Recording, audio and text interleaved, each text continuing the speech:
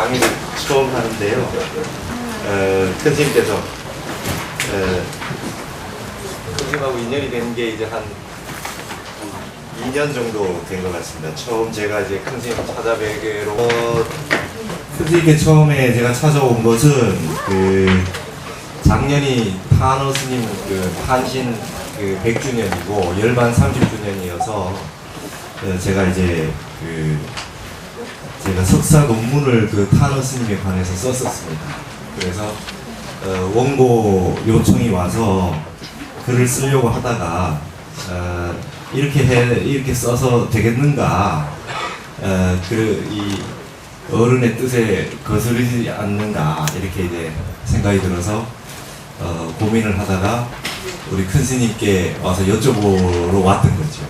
그래서 작년 초에 큰 스님께 찾아와서 제 논문 쓴 것도 갖다 보여드리고 인사를 드리고 질문을 드렸습니다. 여러 가지 탄어 스님에 대한 사상적인 부분에 제가 이런 식으로 연구를 하고 있고 이렇게 글을 쓰려고 하는데 이게 맞는 겁니까?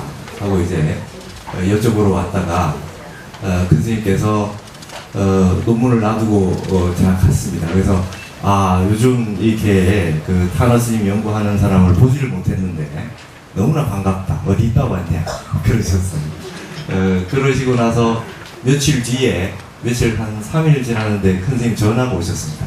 한번 절에 선원에 한번 빨리 오라고 그러셨어요. 그래서 제가 왔더니 그 사이에 제 논문을 다 읽어보시고 아주 반갑다고 아주 손을 잡고 반갑다 하시면서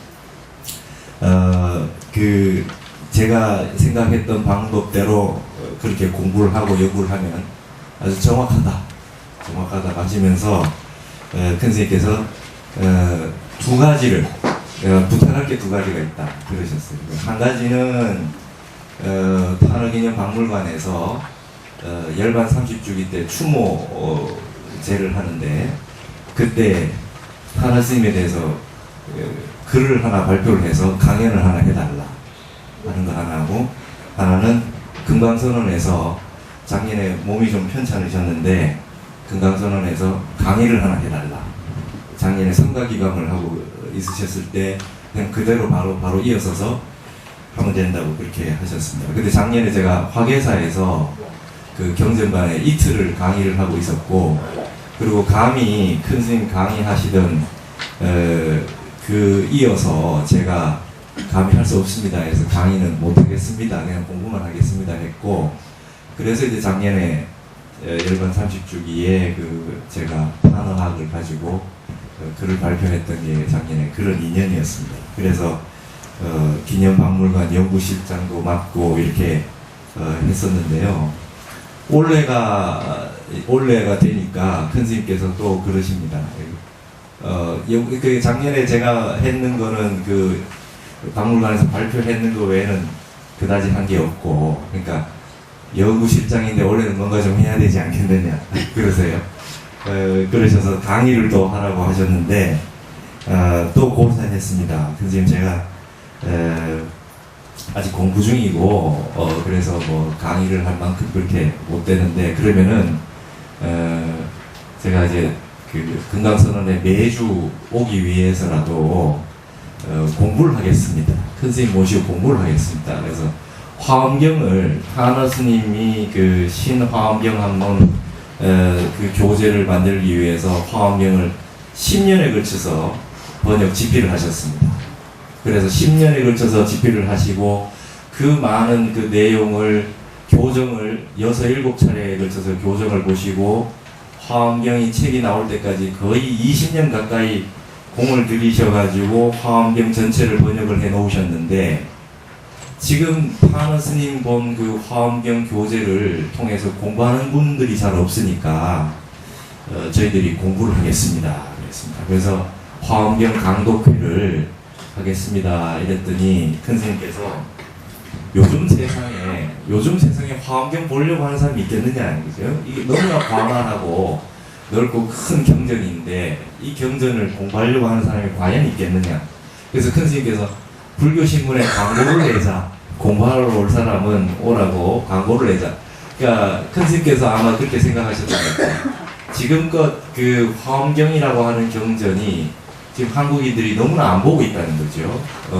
너무 세월이 스피드 시대에 빨리 요약된 거, 그 다음에 그 쉽게 알 수 있는 거, 뭐 한 학기 하고 한 몇 년 하면 금방 다 알 수 있는 거, 이런 것들을 요구하는 시대에 이렇게 화엄경처럼 유장한 바다와 같이 넓고 큰 배와 같은 이런 경전을 과연 공부하려고 하는 사람이 있겠느냐.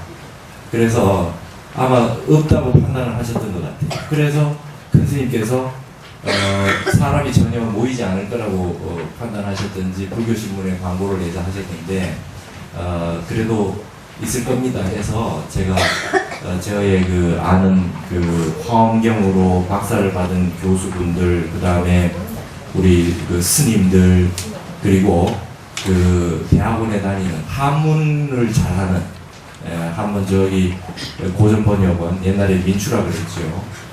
고전번역원에 있거나 아니면 국사편찬회에서 저랑 같이 초서를 같이 공부를 했거나 뭐 이런 그 학생들, 그 다음에 민간 거사님들 이런 분들을 모아서 한 열 몇 명을 모아서 같이 화엄경 강독회를 했었습니다. 그래서 탄어 스님 본 신화엄경 함론 그 23권 중에 첫 권을 개환 스님의, 송나라 때 개환 스님의 화엄요회라고 하는 그 책 내용을 이 불과 며칠 전에 금요일 날까지 해서 다 봤습니다. 그래서 한 6개월 가량 걸려서 여기서 다 보고 지금 이제 우리는 화엄경 강독회 그 결사라고 이름을 붙였는데요. 잠시 또 이제 1차는 회양을 하고 잠시 쉬기로 하고 또 다시 이제 시간이 지나면 또 2차 회양하면 그동안 봤던 거 이어서 또 보기로 하고 이렇게 했습니다.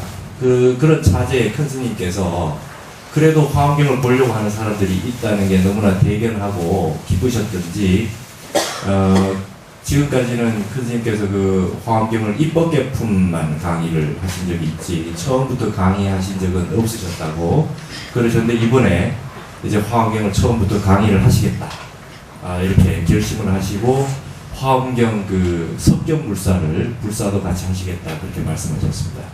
그래서 저도 너무 기뻤고 여러분 이제 우리 큰 스님께서 이 금강선에서 한 26년가량 이 부처님 말씀을 경전을 강의를 해 오셨는데 이 서울 경기도권에서 이렇게 할 수 있는 곳이 잘 없지 않습니까? 거의 유일하다시피 한데요.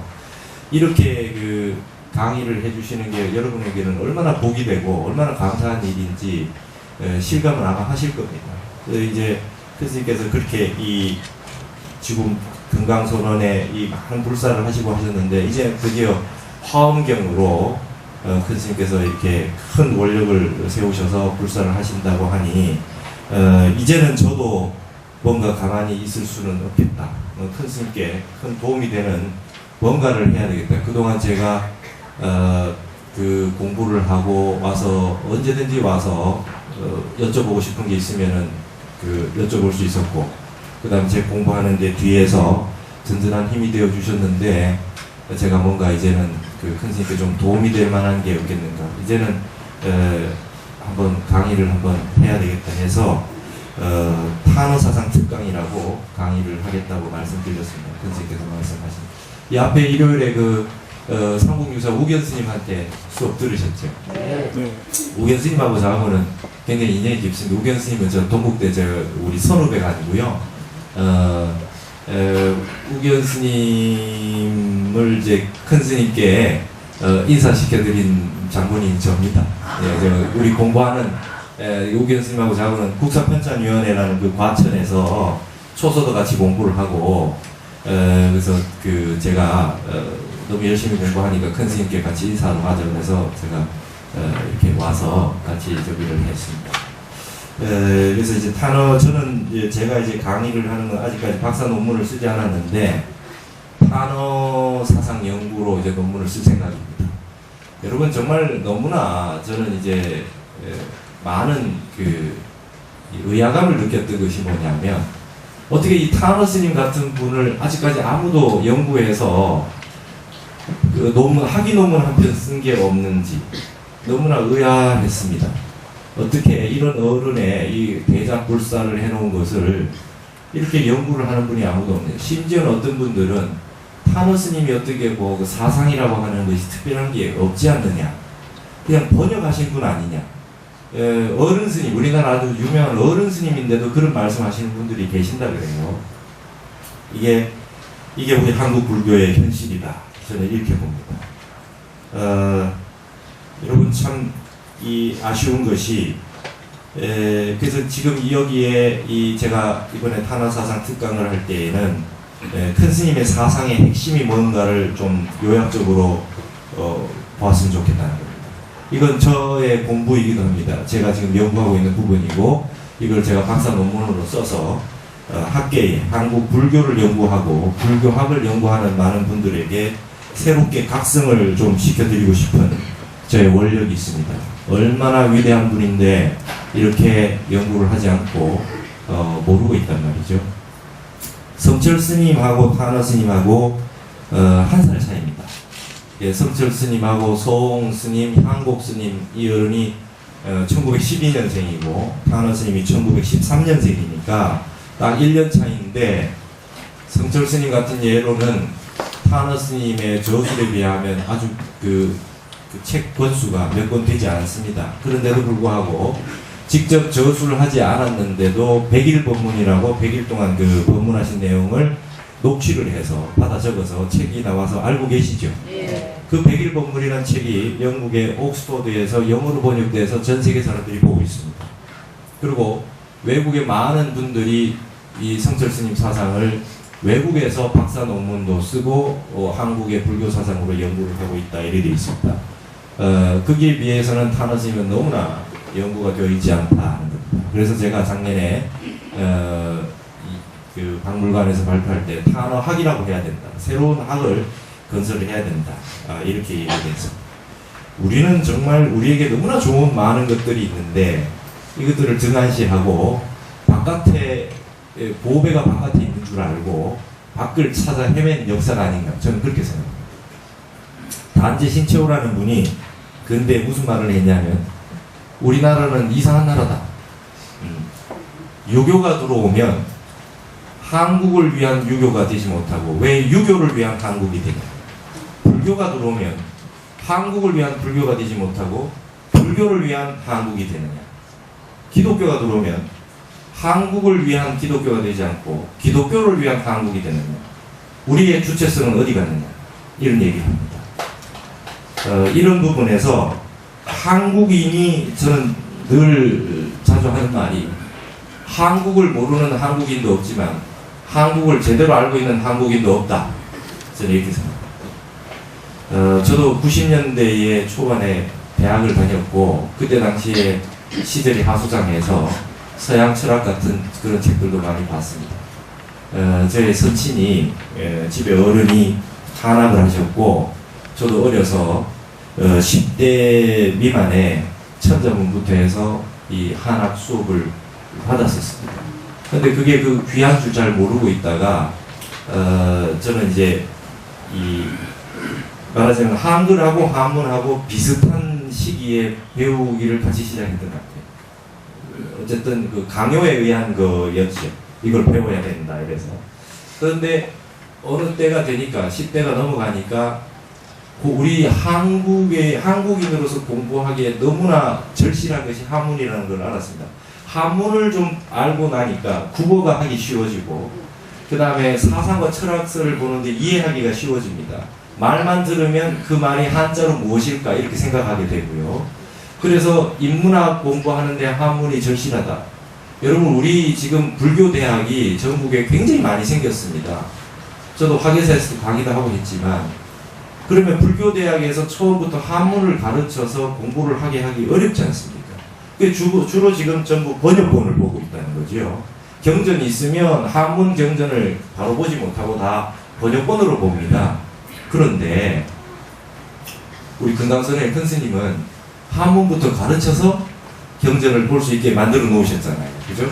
한자 그 급수부터 모르는 한자 하나도 몰라도 된다. 여기 와서 공부해서 배우면 된다. 이렇게 만들어 놓으셨거든요.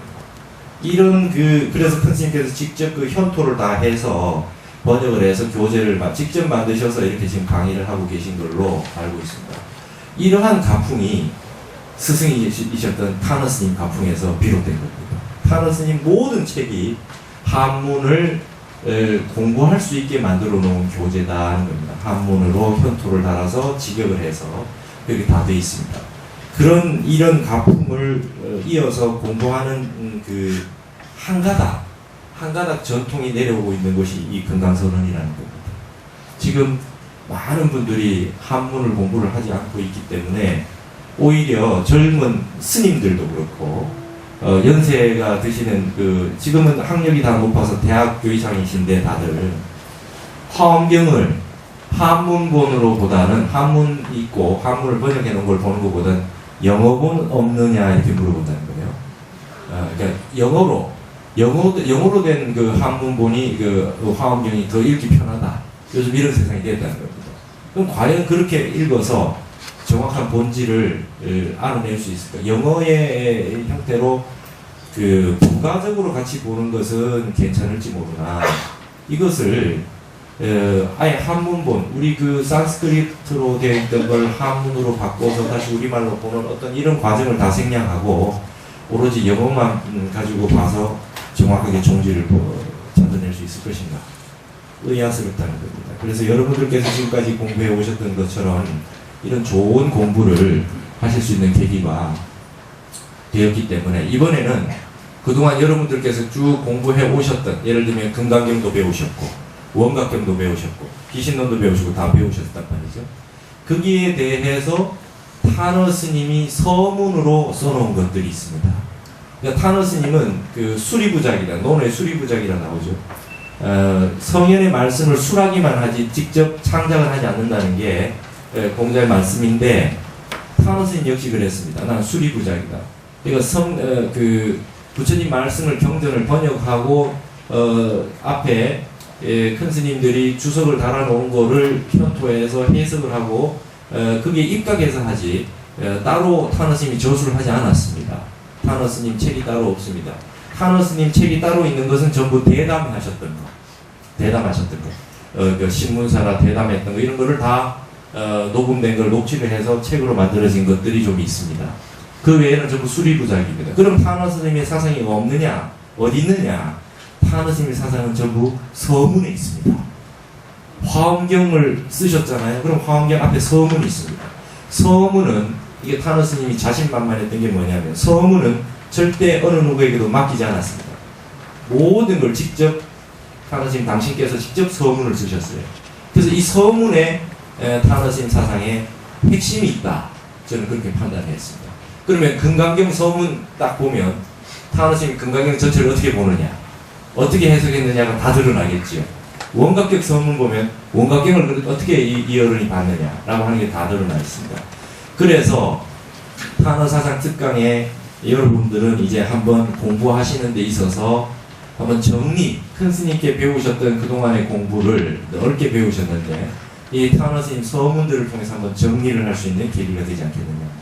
그래서 여러분 제가 이번에 책이 한 달 미만으로 교재를 만들고 있어서 아직까지 교재가 지금 이제 인쇄 중에 있는데요.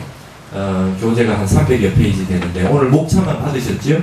네, 목차에 보실 것 같으면 이 교학사상 같은 데 보면 전부 서문들이 있죠? 초발심 자격문, 치문, 금강경, 능엄경, 기실론, 뒤에 원각경, 법망경 서문이 있습니다. 이게 다 타너 스님께서 번역하시고 현토 완역하시고 난 다음에 서문으로 붙였던 내용입니다. 이 내용들을 보시면 그동안 여러분들께서 공부하셨던 큰 스님께 배우셨던 그 경전들의 종지, 핵심을 타너 스님이 요약해 놓으신 거니까 이런 내용들을 한번 보시게 되면 우리 큰 스님이 경어 스님, 하남 스님, 타너 스님으로부터 내려오는 우리 이 전통적인 법맥을 이어셔서 어떤 학통을 이어셔가지고 법통을 이어셔서 이런 강의를 하셨었는지도 확인도 하실 수 있고 여러분들께서 그동안 공부를 해오셨던 그 내용들을 한 번쯤 점검을 하고 핵심을 요약하는 그런 좋은 계기가 될 수 있을 것이다. 그렇게 생각합니다. 그래서 원래는 원래는 이제 처음 타너 스님의 사상의 핵심은 저는 이제 선사상으로 보고 있습니다. 스님 타너 스님 생활 그 방침이 한 9시쯤 되면 주무신다는 거예요. 9시쯤 되면 주무시고 12시나 1시쯤 되면 일어나셔가지고 참선부터 하셨답니다. 서너 시간을 참선을 먼저 하신 다음에 그 다음에 오전 때까지 한 10시간 정도 번역을 하셨다 이렇게 됐습니다. 그리고 평생 바쁘다 말씀을 한 번도 하신 적이 없대요. 그러니까 남들 다 잘 때 당신 하실 일 다 하셨다는 게 벌써 오전만 되면 한 10시간 번역 다 하시고 그 다음부터는 찾아오는 사람을 누구나 맞이해 주셨다 그렇게 되어 있습니다. 그러나 핵심은 선이었다는 거죠. 선이었습니다. 그러니까 처음부터 강사 스님에게 경전을 배우러 다니신 것이 아니라 하남 스님과의 인연이 돼서 선사했던 하남 스님과 인연이 돼서 출가를 하셨고 그 다음에 오대산 그 상원사 선방에서 경전을 보셨고 그리고 이 3년 동안 출가하셔가지고 무건 참선을 하신 다음에 하남 스님 그때 이제 경계를 맛보시고 이제는 더 이상 그동안 막혔던 부분 장자라든지 출가하시기 전에 막혔던 부분들에 대해 가지고 그것이 환하게 뚫린 다음에는 이제는 글을 안 봐도 되겠다 하니까 하남 스님께서 글 볼 사람은 좀 봐야 된다 이러시면서 화엄경을 이통현 장자의 화엄론을 번역해 주실 거를 부촉을 하셔서 그때부터 불사가 시작돼서 평생 번역하시고 이렇게 하셨다고 그럽니다. 그러나 핵심은 선사상에 있다 이렇게 봅니다. 하지만은 처음부터 우리가 이게 큰 스님 문집이 아니기 때문에 법어집이 아니기 때문에 처음부터 선사상부터 바로 하면 여러분들에게 혼란이 올 수 있고 너무 어려울 수 있기 때문에 처음은 바로 타너 스님의 핵심 사상 중에 하나인 화엄사상부터 공부를 하겠습니다. 그래서 이 화엄을 어떻게 보셨느냐? 여러분 이제 우리 큰 스님께서 금요일 날에 이제 화엄경 세주 묘품부터 시작을 하시는데 화엄은 너무나 넓고 큰 그 경전입니다. 그래서 자칫 잘못하면 망망대에 혼자 배 하나를 띄워놓고 있는 것과 같아서 여기가 지금 어딘지 지금 무슨 내용을 하고 있는지 이 등대나 이 지시해주는 이정표가 없으면은 화엄은 찾아보기 어렵습니다. 그래서 화엄학이라고 하는 넓고 넓은 그 또 학문의 세계가 열려 있습니다. 우리나라의 의상대사 같이 중국의 현수법장 같이 이렇게 화엄을 주석으로 유명한 청량국사가 있고 이통현 장자의 화엄론이 있고 이렇듯이 그 넓은 화엄경의 세계를 요약 정리해서 잘 알 수 있도록 핵심을 요약해서 가닥을 잘 내놓은 것들이 있는데 그것을 연구하는 걸 화엄학이라고 그렇게 얘기하고 있습니다.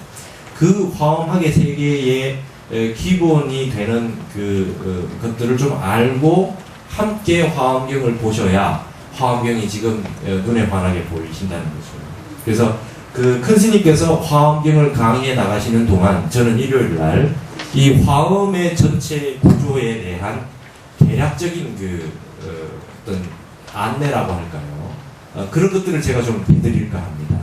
그러면은 금요일 날 큰 스님의 강의를 들으시면 지금 화엄경 전체에 지금 화엄경의 세종명품은 어느 지점을 지금 이야기를 법을 설해주고 계시는구나 하는 게 이해하시기 좀 편하시지 않겠느냐 하는 것이죠.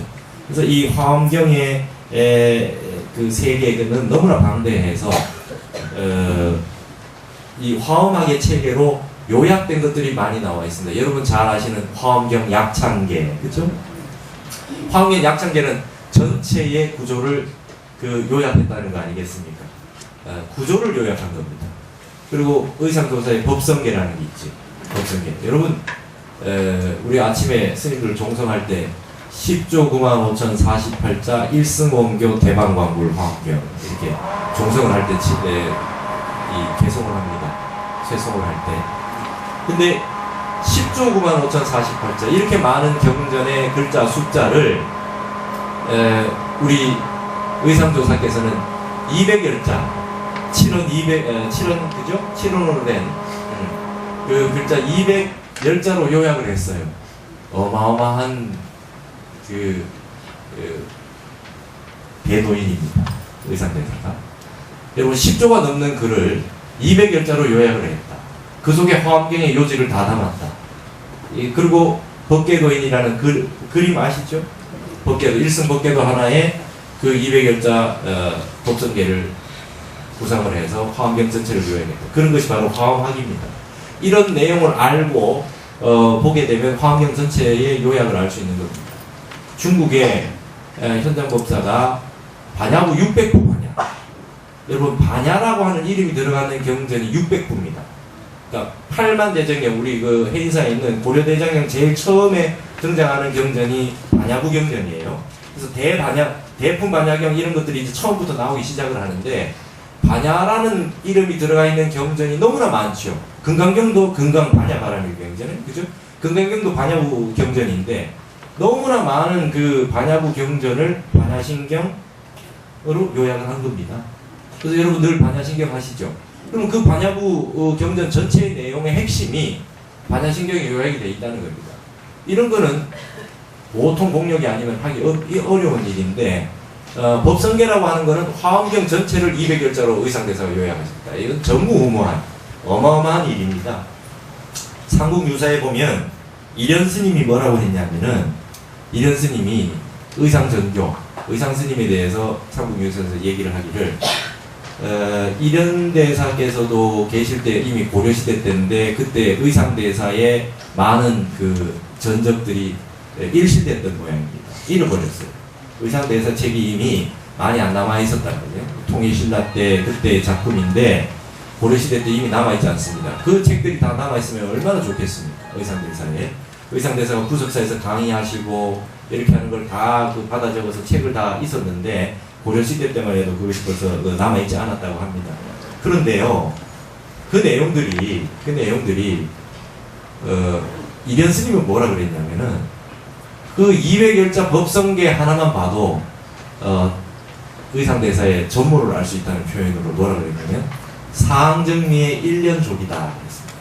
맛볼 상자, 소적자, 솥에 솥 하나가 이렇게 큰 솥에다가 국을 끓였으면은 그 솥의 맛을 보는데, 그 련자는 그 저민고기 련자입니다. 그 고기 한 점만 찍어 먹어봐도 솥의 맛을 다 알 수 있다, 이런 표현을 했어요. 여러분 그 보살님들 국 끓일 때 국이 지금 간이 됐는지 안 됐는지 숟가락 한 번 더 먹어보시면 아시죠? 예, 그렇듯이 의상대사 법성계 하나만 봐도 의상대사 전모를 다 알 수 있다. 이련 스님이 삼국유사에서 그렇게 말씀하셨어요. 그래서 우리나라는 화엄경의 나라라고 할 수 있다는 겁니다. 전례대로.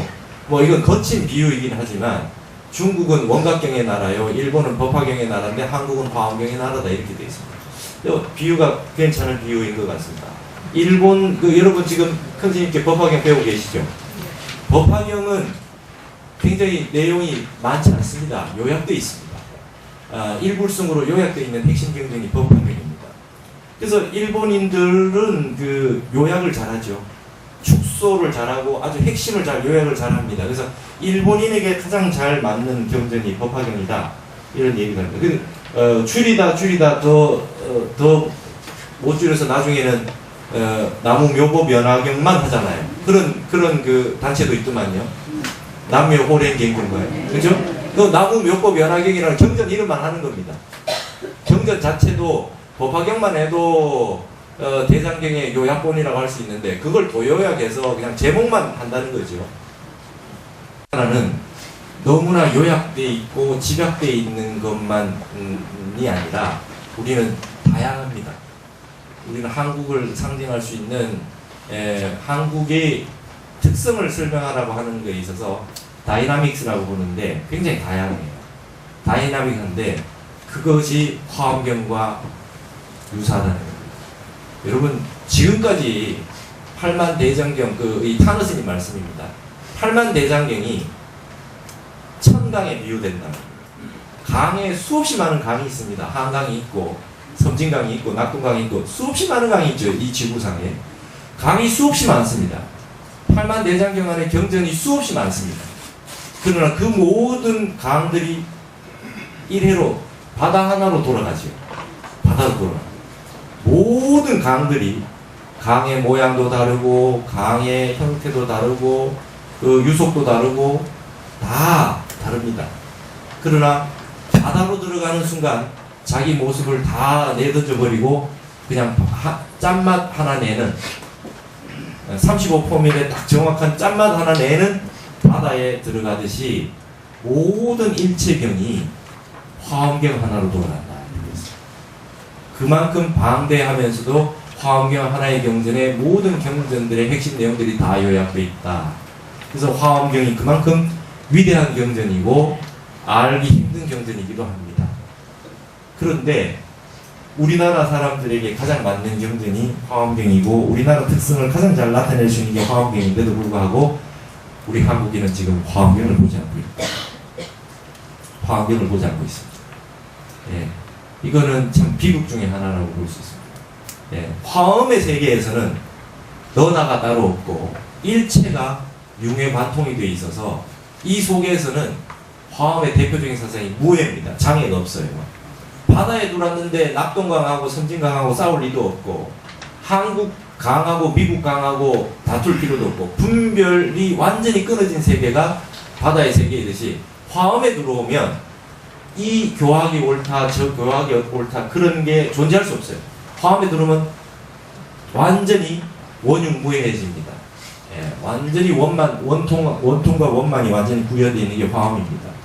화엄을 배우고 나면 그야말로 아상 인성이 사라질 것이요 분별 망상이 끊어질 것이다. 그래서 삼국 통일의 원인을 화엄경으로 봅니다. 의상대사 이 원효대사의 핵심 사상이 화엄이었습니다. 여러분 원효대사도 화엄경에 주석을 다셨는데 혹시 아십니까? 화엄경소라고 의상대사 원효대사가 화엄경에 주석을 다셨습니다. 화엄경소가 있었어요. 그러나 화엄경에 보면 십회양품이라고 있습니다. 십회양품을 쓰시다가 절필했습니다. 원효대사. 회양을 어떻게 글로서 하냐? 화엄경의 회양을 어떻게 글로서 하냐? 대중들에게 나간다. 그래서 무예행을 하면서 밖으로 무예가를 부르고 뛰어나왔던 그 원효대사가 화엄경의 십회양품을 쓰지 않고 내 몸으로 실천해서 보여주겠다고 해서 나오신 게 원효대사의 화엄 사상입니다. 의상대사의 화엄과 원효대사의 화엄이 삼국의 고구려 백제 신라의 이 분별과 서로 이 시기와 어떤 그런 부분이 있었다면 국민들의 마음을 다 통합시키는데 결정적인 역할을 했던 것이 화엄 사상이었다.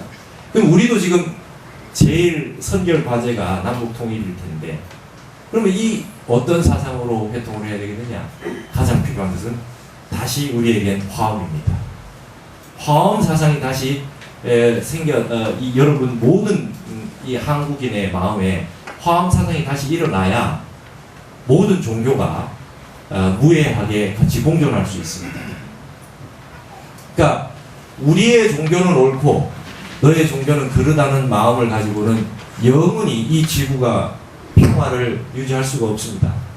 기독교와 이슬람교가 가지고 있는 배타성, 그 배타성이라고 하는 것을 서양인들은 서양의 철학자 사상가들이 지금 문제를 삼고 일어나는 그분들은 대부분 불교를 공부한 분들이 많고 화엄을 통해서 서구의 이 단점과 취약한 점을 보완하고 있습니다. 서양 사람들.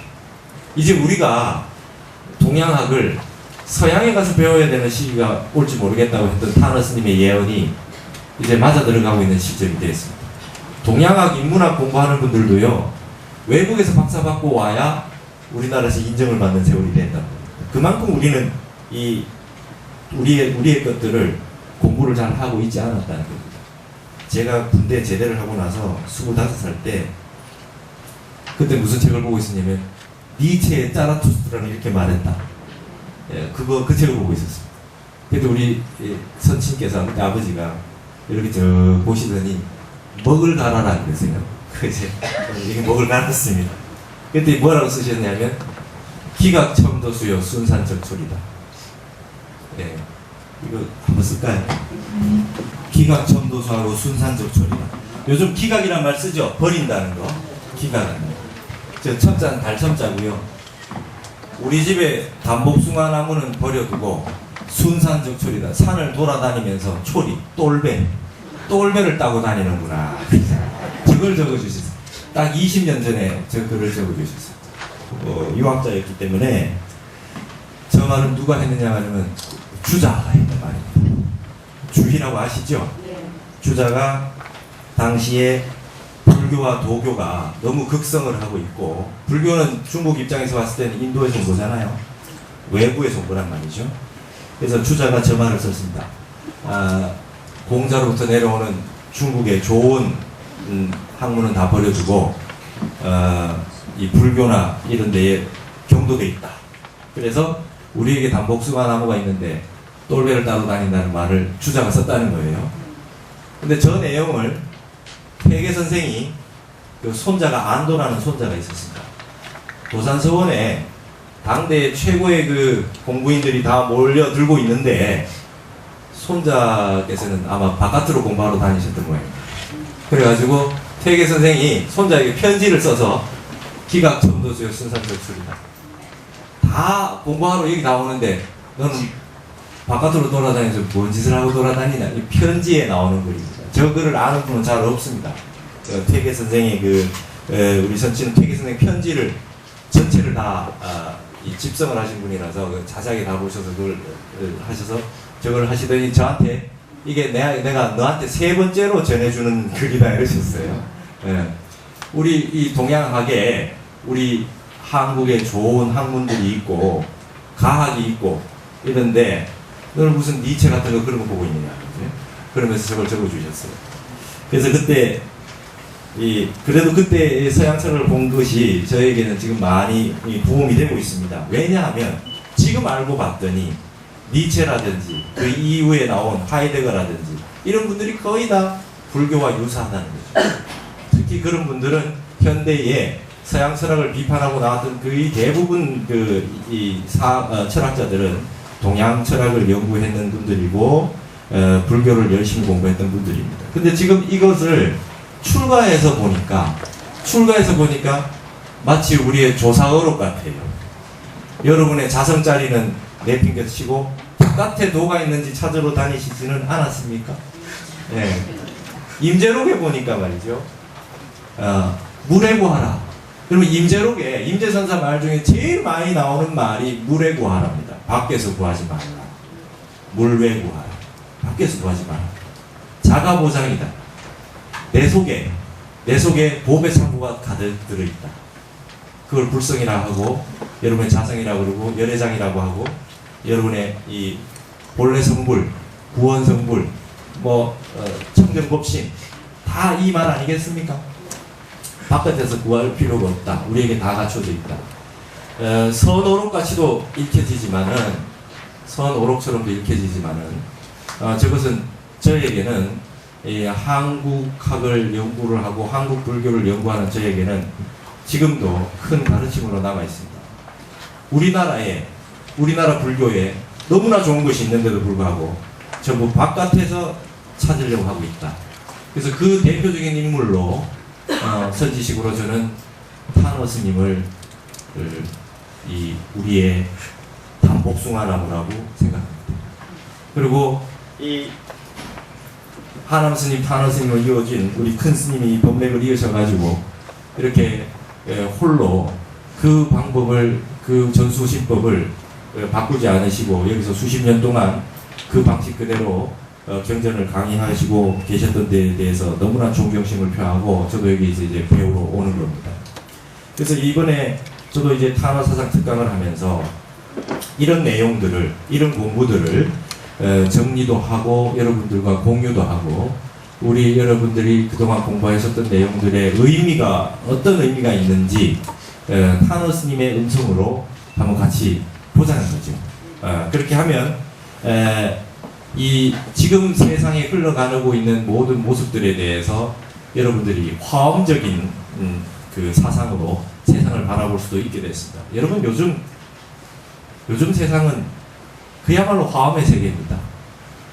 스마트폰이 그렇고요. 인터넷이 그렇고 옛날 사람들은 화엄을 잘 이해하지 못했다고 합니다. 화엄경을 읽어봐도 화엄경에 그런 말이 나옵니다. 수미산을 콧구멍 안에 집어넣는다 이런 말이 나와요. 수미산을. 그러면 수미산 따로 보고 콧구멍 따로 보면 그 이해를 못하는 것이죠. 그러나 사사무의 법계로, 화엄의 사사무의 법계로 보고 일중일체 다중일의 관점으로 보게 될 때는 그 얘기가, 그 말씀의 낙처가 어디 있는지 알 수 있습니다. 수미산을 다 갈아서 그걸 코 속에 집어넣는다는 뜻이 아닙니다. 수미산 그대로 놔두고, 수미산 그대로 놔두고 수미산을 내 콧구멍 안에 넣을 수 있는 이치가 있다. 이게 사사무의 법계입니다. 여러분 뉴스를 통해서 저 외국에 있는 내용을 그걸 스마트폰으로 손안에서 보고 계시지 않습니까? 거기 있는 세상이 수미산이 콧구멍 안에 들어오듯이 바깥 세상에 있는 전 세계의 뉴스가 내 손안에 들어와 있지 않습니까? 이게 사사무의 법계 아닙니까? 그 바깥에 있는 세상을 다 뭉쳐서 이 안에 집어넣은 게 아니지 않습니까? 예전에 우리 외할머니 그러셨어요. TV 보시면서 그 최불암이라고 하는 그 배우가 맨날 그 라면 CF가 나오니까 저 사람 맨날 라면만 먹는다. 밥 좀 줘라 그러셨더라고요. 그게 그런 방식으로 우리가 화엄을 보면 이해가 안 되는 것이지 않습니까? 예, 이런 세상에 우리가 살고 있습니다. 그럼 우리나라가 화엄의 나라인 것이 뭐냐 하면 그런 인터넷이라든지 뭐 스마트폰이라든지 이런 IT 산업에 굉장히 발달되어 있는 세계를 선도할 수 있었던 이유가 무엇이겠느냐? 화엄에 대한 이해력이 대단히 빠르다는 거죠. 우리나라가 화엄의 나라이기 때문에 가능하다 이렇게 보는 것이죠. 네, 저는 그렇게 생각합니다. 그러면 그런 전자라든지 이 과학적인 부분만 그러한 거냐? 그것이 아니다. 현실도 그렇습니다. 지금 전 세계가 너도 나도 없이 강조하는 게 뭡니까? 인문학에도 그렇고 전부 다 뭐냐? 전부 융합, 그죠? 그 다음에 장르의 벽을 허물고 퓨전, 그 다음에 콜라보레이션, 협업, 전부 이런 얘기합니다. 각 분야가 예전에 서양식으로 분야를 다 따로따로 나눠가지고 연구하던 것이 모든 것은 법계 연기에 의해서, 불교의 연기법에 의해서 다 연관되어 있다. 인드라망처럼 다 연관되어 있다. 다 연관되어 있기 때문에 하나하나 따로 연구해서는 제대로 알 수가 없다. 그래서 각 분야가 같이 힘을 합해서 같이 연구를 할 때 진리에 접근할 수 있다. 이런 사상들이 서양에서 바람이 불고 많이 왔습니다. 그래서 뭐 대학원 이름이 융합대학원, 그렇죠? 그런 게 많이 생기고 있습니다. 그게 바로 뭡니까? 화엄입니다. 화엄이 이야기하고 있는 내용이 바로 핵심이 원흉무예 아닙니까? 원흉무예입니다. 사사무예 법계, 사법계 도리입니다. 그래서 화엄을 제대로 알게 되면 지금 세상 돌아가고 있는 모습들을 정확히 알 수 있고 정확하게 파악할 수 있다. 그래서 경전 가운데 이 화엄의 진리는 글로서 알 수 없다 이랬습니다. 글로서는 알 수 없다. 이 화엄의 진리라고 하는 것은 그 선도리, 선지가 없으면 알 수 없다. 참선하지 않는 사람은 화엄을 이해하지 못한다. 타너 스님의 주장입니다. 여러분, 큰 스님께서는 늘 경전 강의를 늘 하고 계시지만 늘 참선하라고 하시죠. 그 이치가 어디 있습니까? 참선을 하지 않으면 경전의 근본 도리를, 종지를 알 수 없습니다. 이것이 우리나라의 그 경전을 가르치는 많은 학통 가운데 타너 스님, 하남 스님부터 타너 스님으로 내려오는 이 학맥의 근본 정신입니다. 근본 정신입니다. 참선을 하지 않고서는 경전을 제대로 볼 수 없다. 종지를 파악할 수 없다. 여러분, 타너 스님 어떤 말을 했냐면요. 불은 이 세상의 모든 것에 다 붙을 수 있지요. 불은 세상에 아무거나 다 붙을 수 있습니다. 그런데 불이 허공에는 붙지 못한다 그랬어요. 불이 허공에는 붙지 못하죠. 네. 언어 문자가 세상의 모든 것을 다 표현할 수 있습니다. 그러나 도자리, 진여자리는 표현할 수 없다. 불이 허공에 붙지 못하듯이 진리는 언어 문자로 표현할 수 없다. 이렇게 말씀하셨어요. 그러면 부처님 말씀의 8만 대장경 전체는 말로 표현할 수 없는 세계에서부터 나온 것입니다. 말로 할 수 없는 세계. 말이 끊어진 세계, 생각이 끊어진 세계로부터 나온 것입니다. 그것이 팔만대장경입니다. 그러나 우리는 말이 끊어진 세계를 정득하지 아니하고서는 그 말을 따라서 그 손가락을 따라서 달을 볼 수 있을지언정 달의 본체를 확인할 수는 없다 이렇게 되어 있습니다. 정득할 수 없다. 그래서 선이 반드시 필요하다. 서산대에서도 그랬죠. 선교교에서 선지부득이가 있고 교지부득이가 있다 그랬습니다. 선의 부득이함이 있고 교의 부득이함이 있다. 예, 여러분 부득이라는 말은 그 어원 아시죠? 맹자에서 나오잖아요. 맹자가 제자들이 선생님 말 잘한다고 사람들이 평가합니다 이랬더니 여기 호변지에 오부득이하라 이랬습니다. 내가 어떻게 말 잘하는 걸 일삼겠느냐? 내가 부득이해서다. 사람들이 도를 알지 못하니까 부득이하게 내가 말을 많이 하다 보니까 사람들이 나로 하여금 말 잘한다는 말을 내가 듣게 돼 있지. 내가 어떻게 말 잘하는 거를 위해서 그렇게 말을 많이 했겠느냐? 그러면서 부득이하다. 거기에서 부득이라는 말이 나온 겁니다. 근데 서산대에서는 선의 부득이함이 있고 교의 부득이함이 있다 그랬습니다.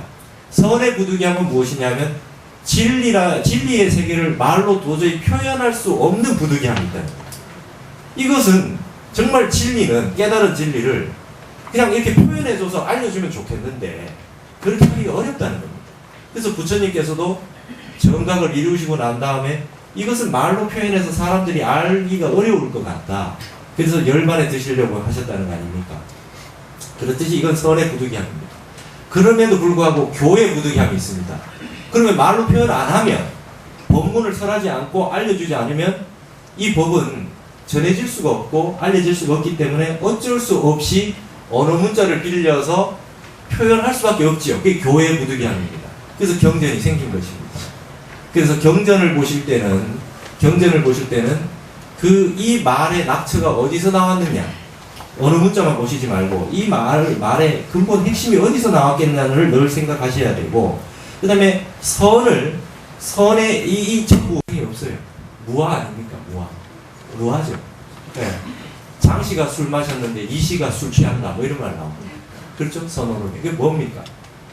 장씨라고 하는 실체가 없다는 뜻입니다. 그걸 가지고 장씨가 술을 마셨는데 이씨가 왜 취했을꼬 막 이렇게 생각하고 있으면 낙처를 모른다면 그 말이 하고자 하는 낙처가 있어요. 화엄은 곧 그와 같은 것입니다. 모든 세상을 일진법계로 보고 있기 때문에 낱낱이 따로따로 실체가 있는 것으로서의 것으로 보고 있지 않기 때문에 화엄에는 그러한 내용들이 전제가 되어 있습니다. 기본 전제가 되어 있습니다. 그래서 화엄이 어렵습니다. 그게 사사무예법계고 무예법계라고 하는 게 그렇게 어렵습니다. 그렇기 때문에 이런 경우는 참선 공부를 좀 해야 이해가 잘 되신다는 겁니다. 그래서 앞으로 그런 내용들을 여러분들과 같이 한번 공부를 해 나가게 될 것 같습니다.